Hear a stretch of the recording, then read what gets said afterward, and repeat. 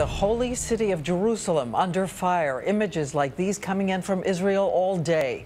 Dramatic pictures of families huddled in concrete pipes for safety. The world watching right now and asking, is the region even closer to the brink of war? We'll talk to ABC's Global Affairs anchor Christian Amanpour on the ground in Jerusalem. But first, we go right to the Gaza Strip, where ABC's Alex Marquardt is in the heat of the fight tonight. Alex. Good evening, Diane. Tonight, there are 20,000 Israeli reservists who have been called up. Tanks and troops are massing along the border not far from here, preparing for a possible ground invasion. Missiles and rockets have been flying back and forth. There has been no let-up in this deadly escalation. Sirens today in one of the most sacred cities in the world, Jerusalem, a target for the first time in this battle. A rocket fell 10 miles short. No one was hurt. In Tel Aviv, Israelis ran for cover. In all, more than 550 rockets have now been launched at Israel, leaving 3 dead. The military says a third have been intercepted by Israel's famed Iron Dome anti-missile system. Today, we saw where those rockets are coming from. Clouds of smoke revealed a militant rocket launching site. We asked one of the militant groups behind the attacks what it would take to stop. As soon as Israel stops attacking the Gaza Strip, you will stop firing on Israel.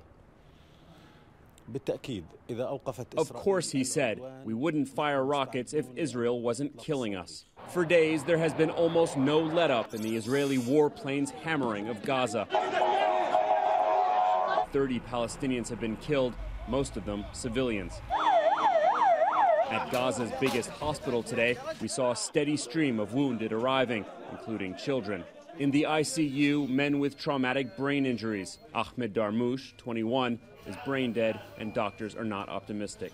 Are you able to cope if this escalation continues? No, of course no. Situation is stable, minimum stable. And if continue, we can't. Of course we can't. Israel, however, is ready for a more drawn-out fight. It was revealed today that Israeli authorities have prepared for 7 weeks of fighting. So, Diane, these are very tense times on both sides of the border tonight. Thank you again, Alex. And now we bring in, once again, ABC's Global Affairs anchor Christian Amanpour, who's in Jerusalem tonight. You were there. New target is Jerusalem. Christian, what did you see all around you today? Well, Diane, it is absolutely new. We were out earlier today and we heard this air raid siren go. And what happened was that Hamas let go a rocket in this direction. You don't get a sense of general panic, neither here or in Tel Aviv. But people are concerned. They obviously don't want to be on the receiving end of any of these rockets. I think also one has to say that people are beginning to dig in for perhaps a long war, a long operation. So give us a big picture sense of where it's heading. Are we closer to the brink of the escalation tonight, or is it pulled back any at all?